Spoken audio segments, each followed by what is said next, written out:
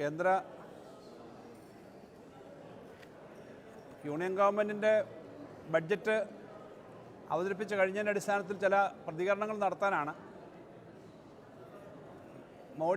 മൂന്നാം മോഡി ഗവൺമെൻറ്റിൻ്റെ രണ്ടാമത്തെ ബഡ്ജറ്റാണ് ഇത്.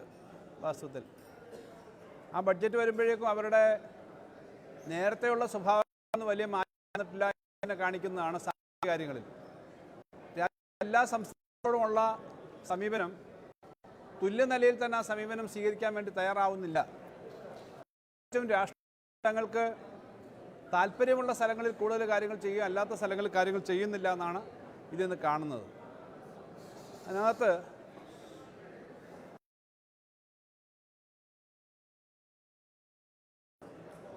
അതൊന്ന് മേളിൽ പോയി പറഞ്ഞാൽ മതി.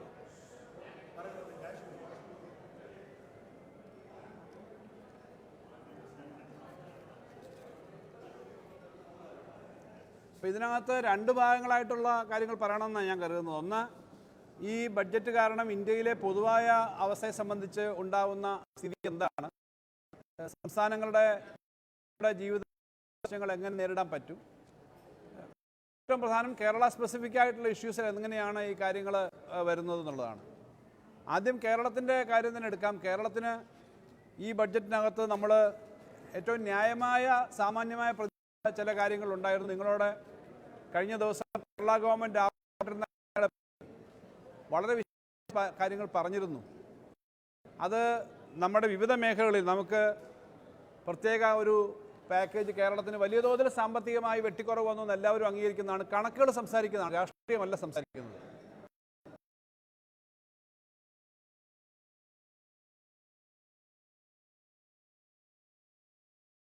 ആകെ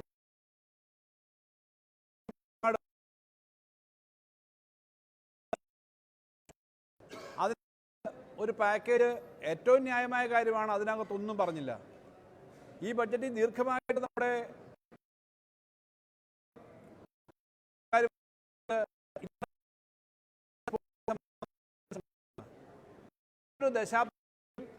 അല്ലെങ്കിൽ 2 ദശാബ്ദത്തിനിടയിൽ ഇന്ത്യയിലുണ്ടായ ഏറ്റവും മേജറായ എക്സ്പോർട്ട് പ്രൊമോഷൻ സ്കീമാണ് വിഴിഞ്ഞം. ആ വിഴിഞ്ഞത്തെ പറ്റി ഒരു കാര്യം പറഞ്ഞിട്ടില്ല. കാരണം എക്സ്പോർട്ടിനെ പറ്റി പറഞ്ഞിട്ടില്ല. ഇതിനൊരു മേജർ സ്ഥാപനമൊന്നുമേ കേരളത്തിൽ വന്നിട്ടില്ല. ഏറ്റവും ന്യായമായി അനുവദിക്കേണ്ട സ്ഥാപനങ്ങളൊന്നും വന്നിട്ടില്ല. 5 പുതിയ കോഴ്സ് തുടങ്ങുന്നതിനകത്ത് എന്തോ ഒരു കാര്യം വരുന്നത്. ഇങ്ങനെ പൊതുവിൽ കേരളത്തിനോട് ഈ ബഡ്ജറ്റിൽ കാണിച്ചിരിക്കുന്ന സമീപനം അങ്ങേറ്റം നിരാശാജനകമാണെന്ന് പ്രാഥമികമായിട്ട് ഡൽഹിയിലെ എംപിമാരെല്ലാം പറയുകയുണ്ടായി. പത്രപ്രവർത്തകരുടെ അഭിപ്രായങ്ങൾ വന്നു. ഒരു കാര്യം ഞാൻ ഈ പറയുമ്പോൾ എപ്പോഴും ഞാൻ കഴിഞ്ഞ 4 വർഷമായിട്ട് ഞാൻ ചുമതല ഏറ്റെടുത്തതിന് ശേഷവും അതിനു മുമ്പും കേരളത്തിലെ പൊതു ധനകാര്യ സ്ഥിതിയെപ്പറ്റി ഇവിടെ ബന്ധപ്പെട്ടവർ പറയുന്നുണ്ട്. ധനകാര്യമന്ത്രി എന്നതിൽ ഞാൻ പറഞ്ഞ കാര്യങ്ങൾ ശരിയാണെന്ന് ബോധ്യപ്പെടുത്തുന്നതിന് വേണ്ടി ഒരു കാര്യം പറയുകയാണ്.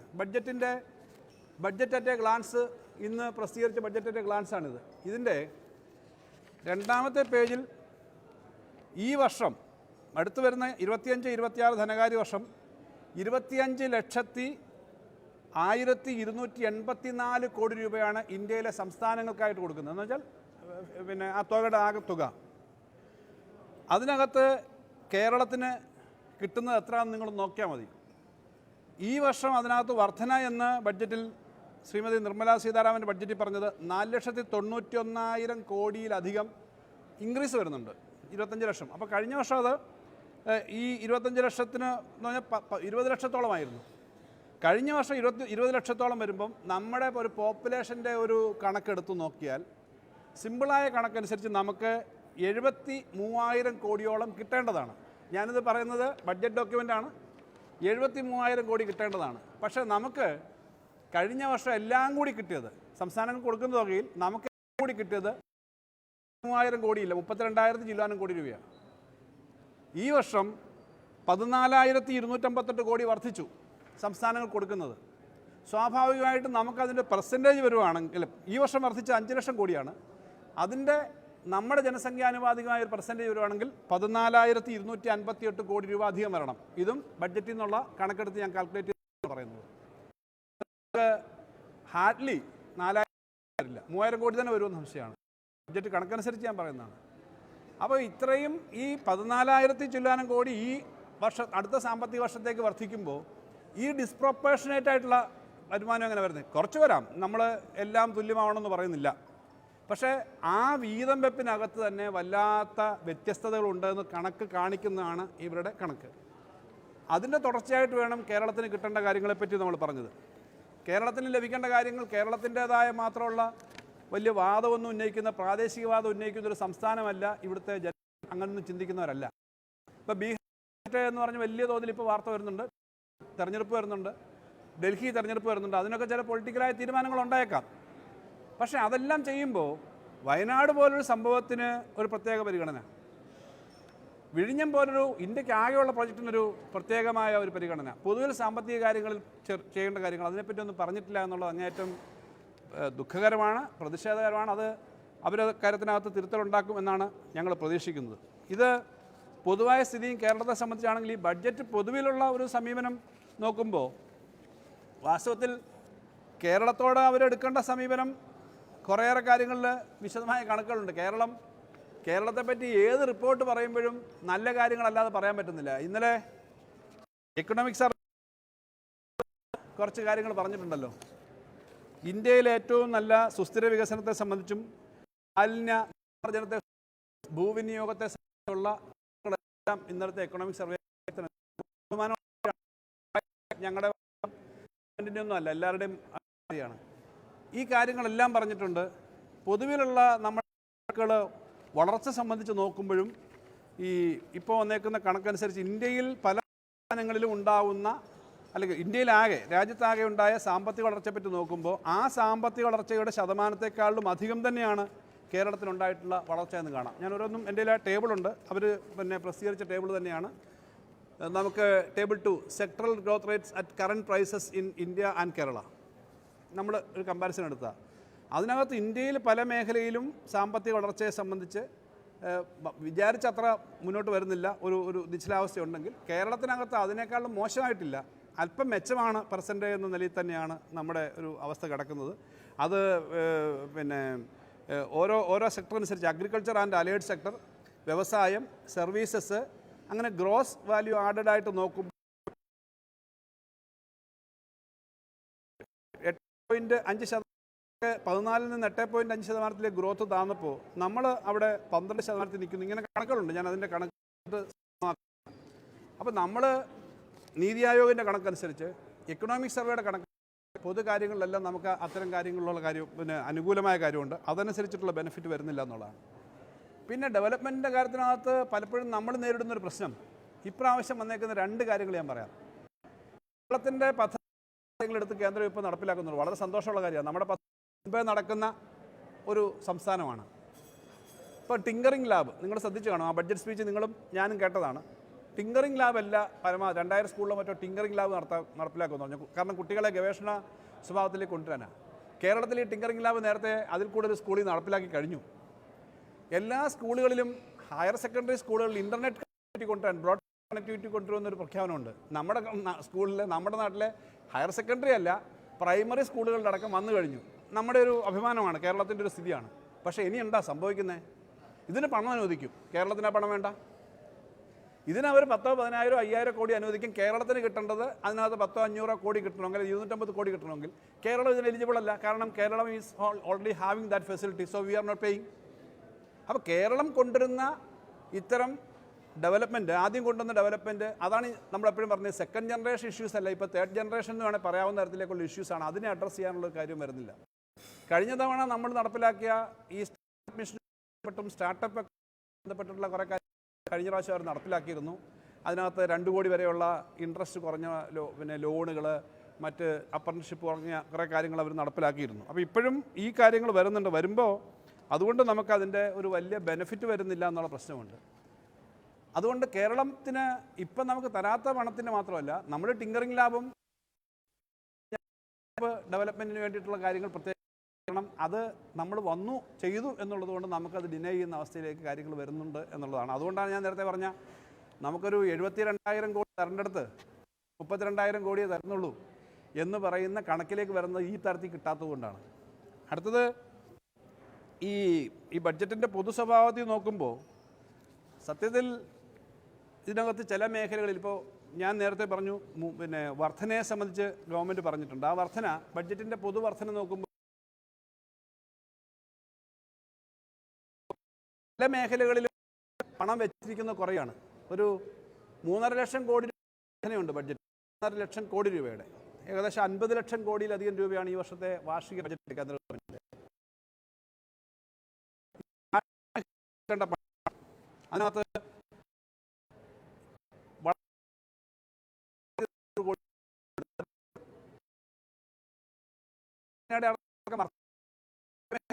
ഒന്നാമത്തെ ഗ്രോത്ത് ഇഞ്ചൻ എന്നാണ് ഒന്നാമത്തെ ഗ്രോത്ത് ഇഞ്ചൻ ഓഫ് ഡെവലപ്മെൻറ്റ് കാർഷിക മേഖലയാണ്. കാർഷിക മേഖലയിൽ നിലവിൽ കൊടുക്കുന്ന ബജറ്റ് വിഹിതത്തിൽ തന്നെ കാർഷിക സബ്സിഡി 3400 കോടി കുറഞ്ഞു. അത് ഫ്യൂവൽ സബ്സിഡി കുറഞ്ഞിട്ടുണ്ട്, ഫുഡ് സബ്സിഡി കുറഞ്ഞിട്ടുണ്ട്, വളത്തിനുള്ള ഫെർട്ടിലൈസർ സബ്സിഡി കുറഞ്ഞിട്ടുണ്ട്. ഇപ്പോൾ പെട്രോളിയം സബ്സിഡി 2600 കോടി കുറഞ്ഞു. ഏറ്റവും കൂടുതൽ ആളുകൾക്ക് ജീവിക്കാൻ സഹായം നൽകുന്ന ഒന്നാണ് ഈ മഹാത്മാഗാന്ധി തൊഴിലുറപ്പ് പദ്ധതി. ആ തൊഴിലുറപ്പ് പദ്ധതി കഴിഞ്ഞ വർഷം തൊട്ട് മുമ്പത്തെ വർഷമുള്ളതിനേക്കാളും 3000-ലധികം കുറച്ച് 6000 കോടി. ഈ വർഷം ഒരു വർധനയും വരുത്തിയിട്ടില്ല. ഏറ്റവും കൂടുതൽ ആളുകൾക്ക് ഗ്രാമീണ പ്രദേശങ്ങളിലുള്ള ആളുകളുടെ പർച്ചേസിംഗ് പവർ എന്ന് പറഞ്ഞാൽ ഇത്തരം പദ്ധതികളിൽ കൂടിയാണ് കിട്ടുക. കാർഷിക മേഖലയിലൊക്കെയുള്ള പ്രതിസന്ധി കൂടിയുണ്ട്. അതിന് പണം കൂട്ടിയിട്ടില്ല. യഥാർത്ഥത്തിൽ ഇപ്പോൾ 3 വർഷം മുമ്പുണ്ടായിരുന്നതിനേക്കാളും 3000 കോടി രൂപ അതിൽ കുറഞ്ഞിരിക്കുകയാണ്. അതുപോലെ മറ്റൊരു പ്രധാനപ്പെട്ട മേഖലയാണ് കാർഷിക മേഖലയിലെ വിള ഇൻഷുറൻസ്. വിള ഇൻഷുറൻസിന് 3600 കോടിയാണ് കുറച്ചത്. ഒന്നാമത്തെ ഗ്രോത്ത് ഇഞ്ചിനകത്ത് വന്ന കാര്യം ഞാനീ പറയുന്നത്. ഈ ഗ്രോത്ത് എവിടുന്നാണ് പിന്നെ വരിക എന്നുള്ളത് കൊണ്ട് ഞാൻ പറയുന്നേ ഉള്ളൂ. പിന്നീട് ഇതേപോലെ തന്നെ മറ്റ് ഈ കാര്യങ്ങളിൽ കാർഷിക മേഖലയിൽ 2-3 മേഖലയിൽ മഖാന എന്താണിപ്പം നമ്മുടെ ആളുകൾ നോക്കി അത് താമരയുടെ അരിയാണെന്നാണ്, താമര സീഡ്സാണ്. അപ്പോൾ അത് നല്ലതാണ്, അങ്ങനെ നല്ല കാര്യമാണ്. അപ്പോൾ അതുപോലുള്ള കാര്യങ്ങൾക്ക് അവിടെ ബീഹാർ തിരഞ്ഞെടുപ്പ് കഴിയുമ്പോൾ മറ്റ് സംസ്ഥാനങ്ങളിലും ഇതുപോലെ കുറച്ച് കാര്യങ്ങൾ ചെയ്യുമായിരിക്കുമെന്ന് പ്രതീക്ഷിക്കാം. അത് പൊളിറ്റിക്കലാണ്. എന്തായാലും മഖാന സീഡ്സൊക്കെ നല്ല കാര്യമാണ്. കൃഷിക്കാരുടെ ഏറ്റവും നടന്നെന്താ കാർഷിക സമരം. ഉണ്ടാക്കാൻ പറഞ്ഞാൽ പോരാ, പ്രൊഡക്ടിവിറ്റി വർദ്ധിപ്പിച്ചാൽ പോരാ, ഇതിന് വില കിട്ടണം. കൃഷി സാധനങ്ങൾക്ക് വില കിട്ടുന്നില്ല, ന്യായവില ഉറപ്പാവുന്നില്ല. ഇപ്പോഴും ന്യായവില ഉറപ്പാക്കുന്നതിന് വേണ്ടിയിട്ടുള്ള ഒരു സ്കീമും ഇത് വന്നിട്ടില്ല. ഡൽഹിയിലും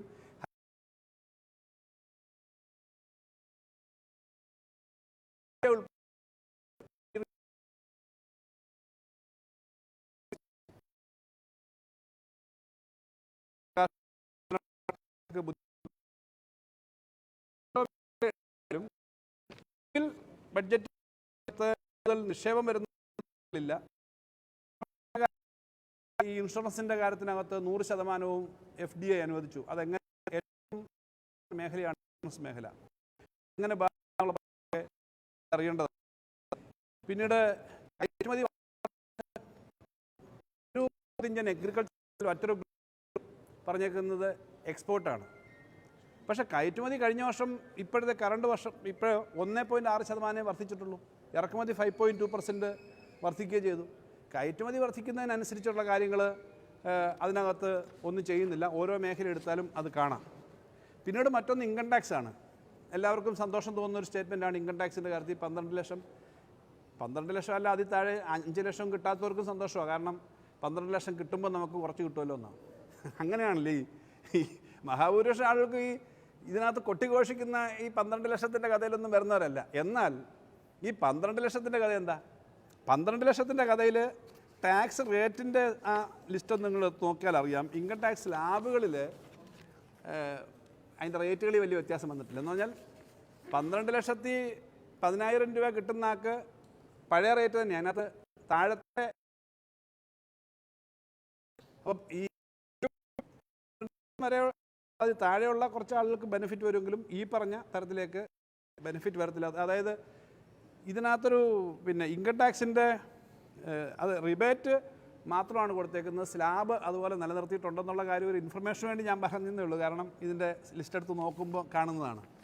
അപ്പോൾ ചുരുക്കത്തിൽ ഈ വലിയ മിഡിൽ ക്ലാസ്സിനെ സ്വാധീനിക്കാനെന്നെല്ലാം പറഞ്ഞ് കാര്യങ്ങൾ ചെയ്യുമ്പോൾ പൊതുവിൽ ഇന്ത്യയുടെ എക്കണോമിയിൽ ഏറ്റവും പ്രധാനപ്പെട്ട പ്രശ്നം കഴിഞ്ഞ ദിവസങ്ങളിൽ ഇക്കണോമിസ്റ്റുകളും മറ്റ് സാമൂഹ്യ പ്രവർത്തകരും എല്ലാം പറഞ്ഞ കാര്യം പബ്ലിക് സ്പെൻഡിങ് കൂട്ടണം, ക്യാപിറ്റൽ എക്സ്പെൻഡിച്ചർ കൂട്ടണം, കൂടുതൽ മൂലധനം വന്നിട്ട് കൂടുതൽ തൊഴിലവസരം ഉണ്ടാവണം. പ്രത്യേകിച്ചും പുതിയ സാഹചര്യം വളരെ ഗൗരവത്തോടു കൂടി കാണേണ്ടതാണ്. വളരെ ഫാസ്റ്റായിട്ടാണ് ലോകം മാറുന്നത്. ട്രംപും അതുപോലുള്ള ഭരണാധികാരികളൊക്കെ വന്നപ്പോൾ ഇപ്പോൾ വളരെ ബ്ലൈൻഡായിട്ട് ഇന്ത്യ അടക്കമുള്ള രാജ്യങ്ങളോട് എടുക്കുന്ന സമീപനമുണ്ട്. ഞാൻ പറഞ്ഞ കേട്ടോണം, അല്ലെങ്കിൽ 100% ഞങ്ങൾ ടാക്സ് ഏർപ്പെടുത്തും. കൊളംബിയയിൽ ഒരു ടാക്സ് ഭാഗമായിട്ടുള്ള വാർത്തകൾ കഴിഞ്ഞ ദിവസം വന്നിരുന്നു. അപ്പോൾ പല രാജ്യങ്ങളോടും അങ്ങനെ സമീപനം എടുക്കുക. അപ്പോൾ അതിനർത്ഥം എന്താ? നമ്മുടെ നാട്ടിലെ എക്കണോമി സ്വന്തം കാലം നിൽക്കാവുന്ന തരത്തിലേക്കുള്ള അടിസ്ഥാനപരമായ ഉൽപ്പാദനം വർദ്ധിപ്പിക്കണം. കാർഷിക മേഖലയിലും വ്യവസായ മേഖലയിലും സർവീസ് സെക്ടറിലുമൊക്കെ നമുക്ക് വർദ്ധിപ്പിക്കണം. പ്രത്യേകിച്ചും അടിസ്ഥാന മേഖലയിൽ നല്ലതുപോലെ ഉൽപ്പാദനം വർദ്ധിപ്പിച്ചേ കഴിയൂ. പുതിയ സാങ്കേതികവിദ്യ വരുന്നു, AI-യുടെയും ഡീപ് സീക്കിൻ്റെയും ഒക്കെ കാര്യങ്ങൾ വരുന്നു. അതൊക്കെ നമ്മൾ ആ മേഖലയിൽ പുതിയ കാര്യങ്ങൾ ഇൻവെസ്റ്റ്മെൻറ്റ് വേണം. അതേസമയം മാനുഫാക്ചറിങ്ങിന് കാര്യത്തിൽ കൂടുതൽ ഇൻവെസ്റ്റ്മെൻറ്റ് വേണം. നമ്മുടെ ആളുകളെ ഇവിടെ നിർത്താനുള്ള സൗകര്യം വേണം. അവിടെയാണ് എല്ലാവരും, നമ്മൾ മാത്രമല്ല, പാർലമെൻറ്റിൽ മിക്കവാറും MP-മാർ അവിടെ ഇരുന്നിട്ട് പറയുന്നുണ്ടായിരുന്നു, ഇത് ഇന്ത്യയെ മുഴുവൻ ഒരുമിച്ച് കണ്ട് നോക്കി ഒരു സമീപനം എടുക്കുന്നതല്ല. ആ ബഡ്ജറ്റ് സംസ്ഥാനങ്ങളോട്, പ്രത്യേകിച്ചും രാഷ്ട്രീയമായി തങ്ങൾക്ക് താല്പര്യമില്ലാത്ത സംസ്ഥാനങ്ങളോട് എടുക്കുന്ന സമീപനം തെറ്റാണ്. ഇതിനകത്ത് ഇന്ത്യയിലെ മുഴുവൻ ജനങ്ങളുടെയും പ്രധാനമന്ത്രിയും ഇന്ത്യയിലെ മുഴുവൻ ജനങ്ങളുടെയും ധനകാര്യമന്ത്രിയും ഇന്ത്യയിലെ ഗവൺമെൻറ്റിൻ്റെ ആണ് കേന്ദ്രം ഭരിക്കുന്ന ഗവൺമെൻറ്, അതേത് ഗവൺമെൻറ് ആയിരിക്കും. ആ എടുക്കുന്ന സമീപനം രാജ്യത്തെ കൊണ്ടുപോകുന്ന ഈ വികസന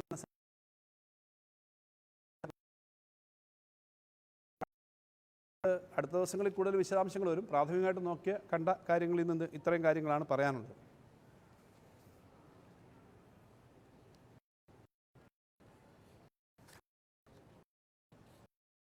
ഇത്രയാണ് നിങ്ങൾ ശ്രദ്ധപ്പെട്ടെന്ന് തോന്നുന്നു. വേറെ വല്ല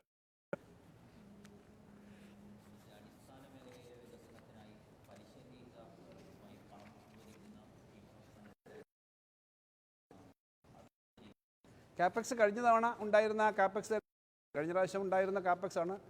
അത് തുടരുന്നത് ഗുണം ചെയ്യും. അത് തുടരുന്നത് ഗുണം ചെയ്യുമ്പോൾ തന്നെ നമുക്ക് അർഹമായത് കിട്ടാത്ത തരത്തിലേക്ക് ചില കണ്ടീഷൻസ് കഴിഞ്ഞ പ്രാവശ്യം വെച്ചിരുന്നു നമ്മൾ പറഞ്ഞല്ലോ. അതിന് ബ്രാൻഡിങ്ങിൻ്റെ ചില ഇഷ്യൂസ് നമ്മളെ കഴിഞ്ഞ പ്രാവശ്യമൊക്കെ ബാധിച്ചിരുന്നു. അത് നേരത്തെ പറഞ്ഞതുപോലെയാണ്. നിങ്ങൾക്ക് സ്കൂളുകളിൽ ഇൻ്റർനെറ്റ് കണക്ട് ചെയ്യാൻ വേണ്ടി ഞങ്ങൾ ഒരു സ്കൂളിന് ഇത്ര ലക്ഷം വെച്ച് തരാം. നിങ്ങൾക്ക് സ്കൂളിൽ നമ്മൾ പറയാം, ഞങ്ങൾക്ക് ഓൾറെഡി ബ്രോഡ്ബാൻഡ് ഉണ്ട്, ഞങ്ങൾ നേരത്തെ തന്നെ ചെയ്തു, ഞങ്ങൾക്ക് ബാക്കി ടിങ്കർ ഗ്ലാബ് ഉണ്ട്, അതുകൊണ്ട് ഞങ്ങൾക്ക് കാര്യമായിരിക്കും. അല്പം കൂടി ചില അഡ്വാൻസ് ചെയ്താൽ നമുക്ക് വ്യത്യസ്തമായിട്ടാണെങ്കിൽ ചെയ്യാൻ പറ്റില്ല. ഇത് ഇന്ത്യയിലെ മുഴുവൻ ആളുകൾക്കും ഒരേ യൂണിഫോം തയ്പ്പിച്ച് ഒരേ അളവിന് ഷർട്ടും പാൻറ്റും അവർ കൊടുക്കാം, അല്ലെങ്കിൽ ചുരിദാർ തരാമെന്ന് പറഞ്ഞാൽ പറ്റുമോ? നോർത്ത് ഈസ്റ്റിലുള്ള ആളുടെ സൈസാണോ ഹരിയാനയിലുള്ളത്? ഹരിയാനയിലുള്ള ആളുടെ സൈസാണോ പഞ്ചാബിലുള്ളത്? പഞ്ചാബിലുള്ള സൈസാണോ നമ്മുടെ കേരളത്തിലുള്ളത്? ഞാൻ പറഞ്ഞത് നമുക്ക് യൂണിഫോം എന്ന് പറഞ്ഞാൽ എല്ലാം ഒരേപോലെ ആവുന്ന തരത്തിലേക്ക് ഇക്കണോമിക് ഡെവലപ്മെൻറ്റിൽ പറ്റില്ല, പ്രാക്ടിക്കൽ പോളിസി പറ്റില്ല. മഖാന എന്ന് പറയുന്നത് കേരളത്തിൽ നമുക്ക് അത്രയും പെട്ടെന്ന് പറ്റുന്നതാണോ? യെസ്, അതൊരു നല്ല കൃഷി. ഇപ്പം ഇന്ത്യയിലെ സംസ്ഥാനങ്ങൾക്ക് പറ്റുന്ന തരം ചെയ്യണം. റബ്ബർ എന്ന് പറയുന്നതിനെ കൺസിഡർ ചെയ്യണ്ടേ? റബ്ബറിൻ്റെ കാര്യം നമ്മൾ പ്രത്യേകം പറഞ്ഞതാണ്. റബ്ബറിൻ്റെ ഈ പറഞ്ഞ വിളകളെക്കാളൊക്കെ എത്രയോ വലുതാണ്. മഖാന പോലെയുള്ള ഒരു സാധനം വന്നോട്ടെ. പക്ഷേ റബ്ബർ എന്ന് പറഞ്ഞാൽ 10,000 കോടിയിലധികം വരുന്ന ഏറ്റവും നമ്മുടെ ഒരു 10-12 ജില്ലയിലെ മുഴുവൻ സാമ്പത്തിക മേഖലയും നിയന്ത്രിക്കുന്നതും ആളുകളുടെ വരുമാനം നിയന്ത്രിക്കുന്നതാണ്, ആളുകളുടെ ജീവിതം മുന്നോട്ട് കൊണ്ടുപോകേണ്ടതാണ്. എന്തെങ്കിലും പറഞ്ഞോ? റബ്ബറിന് എന്തെങ്കിലും പറഞ്ഞു? ഞാനിപ്പോൾ അങ്ങനത്തെ ഓരോ കാര്യങ്ങളും എടുത്ത് പറയുന്നത് ഇതെല്ലാം നമ്മൾ പ്രത്യേകം അവിടെ കൊടുത്തിരുന്നതാണ്. റബ്ബറിൻ്റെ പ്രൊഡക്ഷൻ കൂടിയാൽ ഇന്ത്യയിലെ എക്കണോമിയിൽ അതിൻ്റെ സജീവത ഉണ്ടാവുമെന്ന് പറഞ്ഞാൽ നമ്മൾ കൊടുത്തത്, അല്ലാതെ ഇവിടുത്തെ കുറച്ച് റബ്ബർ കൃഷിക്കാരുടെ മാത്രം പ്രശ്നമല്ല. അങ്ങനെ ഒരു മേഖലയെ സംബന്ധിച്ചും പ്രത്യേകിച്ച് ശ്രദ്ധിക്കാത്ത തരത്തിലേക്ക് പൊളിറ്റിക്കൽ ഗിമ്മിക്കുകൾ മാത്രം കാണിക്കുന്നതല്ല. ഇന്ത്യയിലെ സംസ്ഥാനങ്ങൾക്ക് വ്യത്യസ്തമായ സ്വഭാവമുണ്ട്, ഇന്ത്യയിലെ വിളകൾക്ക് വ്യത്യസ്തമായ സ്വഭാവമുണ്ട്, ഇന്ത്യയിലെ മണ്ണിന് വ്യത്യസ്തമായ സ്വഭാവമുണ്ട്. ഓരോ നാടിനും അതിൻ്റേതായ ചരിത്രമുണ്ട്, പാരമ്പര്യമുണ്ട്, രീതികളുണ്ട്. അത് കാണുന്നതല്ല ബഡ്ജറ്റ് എടുക്കുന്ന സമീപനം എന്നുള്ളതാണ് ഏറ്റവും പ്രധാന പ്രശ്നം.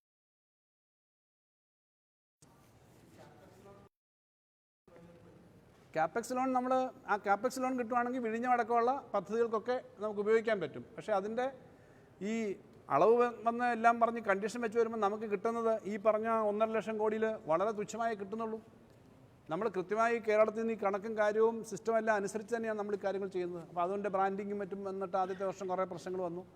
ഇപ്പം നമ്മൾ വീണ്ടും അതിനകത്ത് സംസാരിച്ചു. ഇപ്പോൾ നമ്മളത് പരമാവധി അത് എടുക്കാൻ ശ്രമിച്ചുകൊണ്ടിരിക്കുന്നുണ്ട് ക്യാപെക്സ് ലോൺ.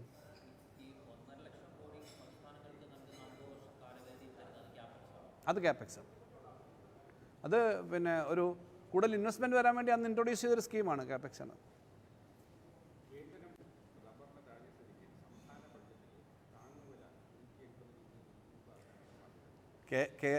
കേന്ദ്രം തഴഞ്ഞിട്ടും നമ്മൾ ഈ കാര്യങ്ങൾ ചെയ്തുകൊണ്ടിരിക്കുന്നുണ്ട്. താങ്ങുവില വർദ്ധിപ്പിക്കുന്നതെല്ലാം പണത്തിൻ്റെ ലഭ്യത അനുസരിച്ചാണ്. പക്ഷേ 30 രൂപ നമ്മളിപ്പോൾ 2 ഘട്ടമായിട്ട് 30 രൂപ നമ്മൾ വർദ്ധിപ്പിച്ചിട്ടുണ്ട്. നേരത്തെ 150 കഴിഞ്ഞ 4 വർഷം കൊണ്ട്. അതുകൊണ്ട് നമുക്കിപ്പോൾ ഈ വാസ്തവത്തിൽ നമുക്ക് ഞാനീ പറഞ്ഞ കണക്കനുസരിച്ച് കിട്ടേണ്ടതിനകത്തൊരു 32,000 കോടി രൂപ കിട്ടാനുണ്ട് എന്നുള്ളതാണല്ലോ പ്രശ്നം. നമുക്ക് കിട്ടാനുള്ളത് പണം കിട്ടാതിരിക്കുമ്പം 72,000 കോടി വരുന്നതിനകത്ത് നമുക്ക് കിട്ടുന്നത് 33,000 34,000 കോടിയാണെന്ന് ഞാൻ പറഞ്ഞത്. അത് നിങ്ങൾക്ക് ഈ പിന്നെ ബഡ്ജറ്റിൻ്റെ ഗ്ലാൻസിൻ്റെ സെക്കൻഡ് പേജ് എടുത്ത് ആ ലാസ്റ്റ് പാരഗ്രാഫ് നോക്കി അതിൽ നിന്ന് എടുക്കാവുന്ന കണക്കേ ഉള്ളൂ. ഇങ്ങനെ തരേണ്ടതൊക്കെ തരാതിരിക്കുകയാണ്.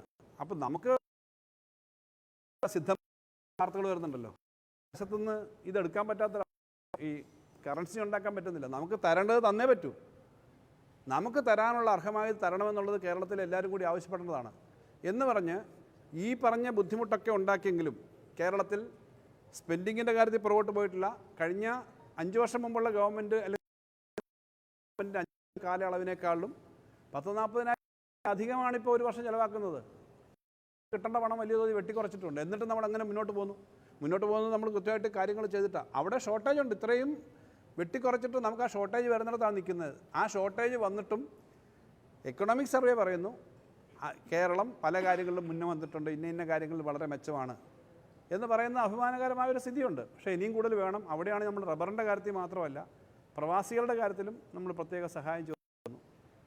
റബ്ബറും പ്രവാസികളും നിൽക്കട്ടെ, വയനാടിൻ്റെ കാര്യത്തിൽ പോലും ചെയ്യാത്ത ആളുകളെ പറ്റി പിന്നെ നമ്മളെന്താ പറയാനുള്ളത്?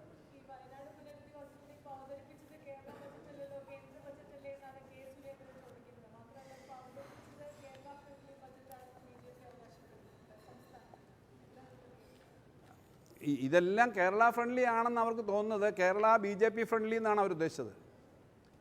കാരണം BJPക്ക് ഗവൺമെൻറ്റിലൊന്നും ഇതില്ല. അതുകൊണ്ട് തൽക്കാലം BJPക്ക് ഇഷ്ടപ്പെടുന്ന ബജറ്റ് മതി എന്നായിരിക്കുമല്ലോ BJP നേതാക്കന്മാരുടെ. ഞാനൊന്നും വ്യക്തിപരമായ ഓരോരുത്തരെ പറ്റി പറയുന്നില്ല. എന്തായാലും പ്രധാനമന്ത്രി വന്നു, അവിടെ വലിയൊരു അദ്ദേഹം കുഞ്ഞുങ്ങളെ എടുത്തു, ഫോട്ടോ എടുത്തു, വളരെ വലിയൊരു സ്നേഹനിർവിശേഷമായ പ്രവർത്തനമെല്ലാം നമ്മൾ കണ്ടു. നമ്മൾ വിചാരിച്ചത് ഇതിനൊരു പരിഗണന കേന്ദ്ര ഗവൺമെൻറ്റിന് കിട്ടുമെന്നാണ്. കിട്ടിയില്ല എന്നുള്ളത് എല്ലാവർക്കും അറിയാം. ഇത്തരം കാര്യങ്ങളോട് കുറച്ചുകൂടി തുറന്നൊരു സമീപനം വേണം. ഇന്ന് ഇങ്ങനെ വരുന്ന ഒരു വിഷമം വരുമ്പോൾ മുഴുവൻ ആളുകളെയും കളിയാക്കുന്ന തരത്തിൽ ഒരു മുറിവുണ്ടെങ്കിൽ ഇത് മുറിഞ്ഞു എന്ന് പറയുമല്ല, മുറിവിനകത്ത് അല്പം ഉപ്പും കൂടെ പുരട്ടുന്ന തരത്തിലേക്കാണ് ഈ BJP നേതാക്കന്മാരുടെ സ്റ്റേറ്റ്മെൻറ്റ് വരുന്നത്. അത് അവരുടെ രാഷ്ട്രീയമാണ്. ഞാൻ അതിനെപ്പറ്റി വേറൊന്നും പറയുന്നില്ല. നമുക്ക് കേരളത്തിൻ്റെ പൊതുവായ ഇൻട്രസ്റ്റ് അല്ലാതെ വേറൊന്നും അതിനകത്തില്ല.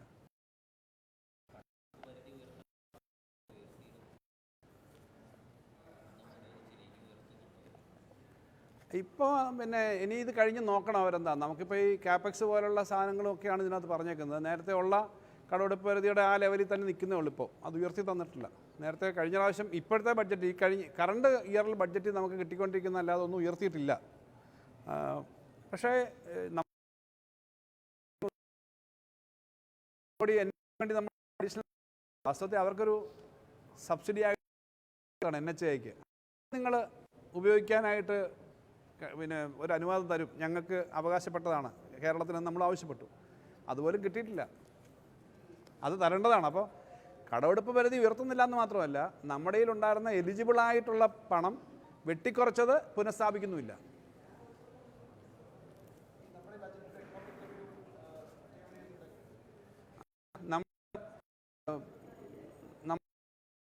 നമ്മുടെ നിയമസഭയിൽ ബഡ്ജറ്റ് അന്നാണ് എക്കണോമിക് റിവ്യൂവും ടേബിൾ ചെയ്യുന്നത്. അന്നാണ് വെക്കാൻ പറ്റുന്നത്. കാരണം അതിന് മുമ്പ് സെഷൻ ഇല്ലല്ലോ. സെഷൻ തുടങ്ങുമ്പം അന്നാ വെക്കുക. അത്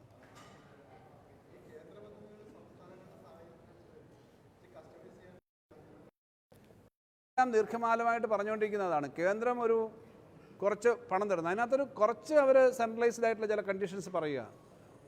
അതേ പറഞ്ഞ യൂണിഫോം പാറ്റേൺ എല്ലായിടത്തും ഒരേപോലെ വേണമെന്നങ്ങനെ പറയാൻ പറ്റുക?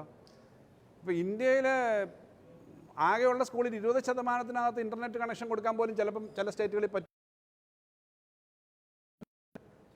സ്കൂളിലടക്കം കമ്പ്യൂട്ടറും ഇൻ്റർനെറ്റും ബാക്കി കാര്യങ്ങളും വന്നു കഴിഞ്ഞു. അപ്പം അത് എങ്ങനെയാണ് രണ്ടും ഒരേ പാറ്റേണിൽ കാണാൻ പറ്റുക?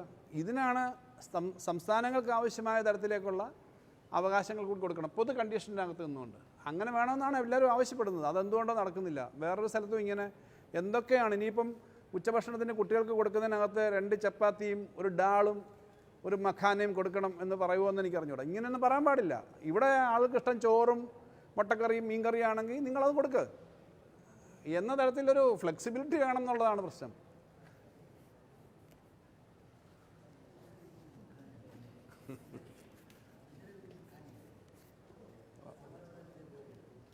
മഖാനിയാണ് മഖാൻ കഴിഞ്ഞല്ലോ.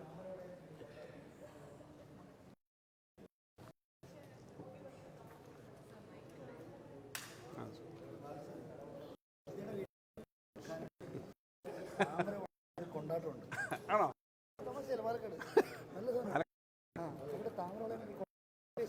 അല്ല, താമരയുടെ കിഴങ്ങില്ലേ, താമരയുടെ താഴത്തെ അത് വെച്ചിട്ടൊരു ഫുഡുണ്ട് ഇവിടെ കാശ്മീരിൽ, കമൽ